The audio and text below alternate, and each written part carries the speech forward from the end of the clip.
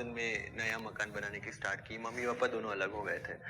पास में 1 रुपया भी नहीं था, लोन उठाया और मकान स्टार्ट किया। तो ऐसा था कि पूरे दिन मम्मी पापा मजदूरी करते थे और रात को फिर घर का काम, मतलब घर में ईंटें चढ़ाना और घर में बनाना सब कुछ, तो वो खुद से ही करते थे ताकि जितने पैसे बच सके।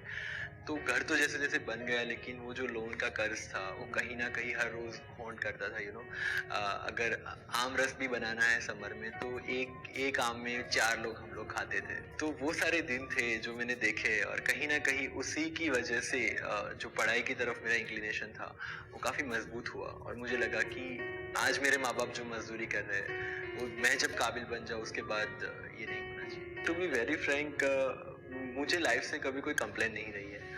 जो भी इंसिडेंट्स मेरे साथ हुए हैं, मुझे याद है कि जब मेरे दोस्त कुछ अच्छा अच्छा लेके आते थे, कुछ बड़ी चीजें करते थे, सबके पास साइकिल थी, तो कभी कभी लगता था यार मेरे पास भी होना चाहिए, लेकिन सिचुएशन को समझना तभी से आ गया था।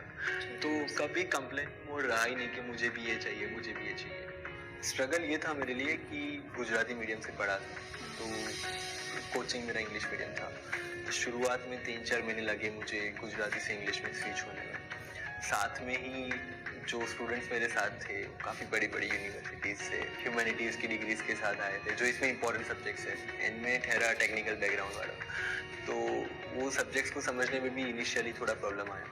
लेकिन वही है, जब आपका लर्निंग एटीट्यूड होता है, आप अपने मिस्टेक्स को एनालाइज करके उस पर इम्प्रूव करते हैं, तो चीज़ें अपने आप ठीक होती रहती है। जब एक्सीडेंट हुआ, मैं गिर के पड़ा नीचे, लिगामेंट टूट गया, सिर से ब्लीडिंग हो रहा था, तभी जब मैंने उठा तो मैंने देखा कि मेरा राइट हैंड सेफ था। And then the next moment I decided कि मैं एग्ज़ाम देने जाऊंगा।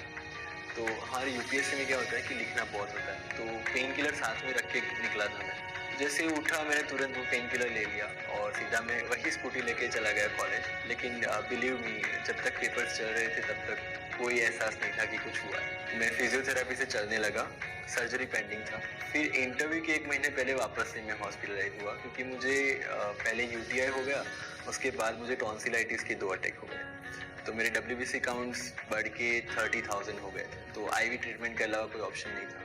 तो मैं 1 महीना पूरा हॉस्पिटल में रहा, और मेरे यूपीएससी के इंटरव्यू के जस्ट 1 वीक पहले I got relieve from the hospital, और 1 वीक में दिल्ली आया, मैंने प्रिपरेशन किया और मैंने इंटरव्यू दिया। एक चीज़ मैंने पढ़ी थी जब मैं कॉलेज में था, कि मुसीबतें उसी के कंधे पे आता है जो उसको उठाने के लिए सक्षम होता है। तो अगर मेरे साथ ये हो रहा था तो मुझे लगा कि कहीं ना कहीं उसका फोकस है मेरे, और मेरा एटीट्यूड यही था कि एक एग्जाम यूपीएससी ले रहा है, दूसरा ऊपर वाला ले रहा है। आई नेवर थॉट कि अगर नहीं हुआ तो, और वो जो पॉजिटिविटी थी दैट केप्ट मी गोइंग।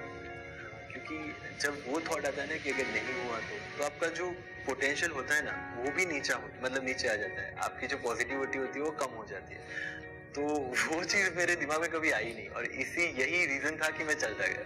जब रिजल्ट आया और मैंने अपनी मम्मी को ये न्यूज़ सुनाया, मैं बाहर था जब मेरा रिजल्ट आया, मेरे फ्रेंड्स के साथ था, और मैंने देखा 570 रैंक। एक्सपेक्टेड था कि आईपीएस मिलेगा, और सीधा मैं घर पे गया। घर पे ऑलरेडी लोग बैठे थे, तो मैं मम्मी को मैंने आवाज़ लगाई, वो आई, और मैंने उनको जोर से हक करके बोला, मम्मी तेरा बेटा ऑफिसर बन गया। That was in Gujarati of course. And उस टाइम जो उनकी आंखों में आंसू थे और हम दोनों ने जो जोर से एक दूसरे को हक किया, that was the most unforgettable.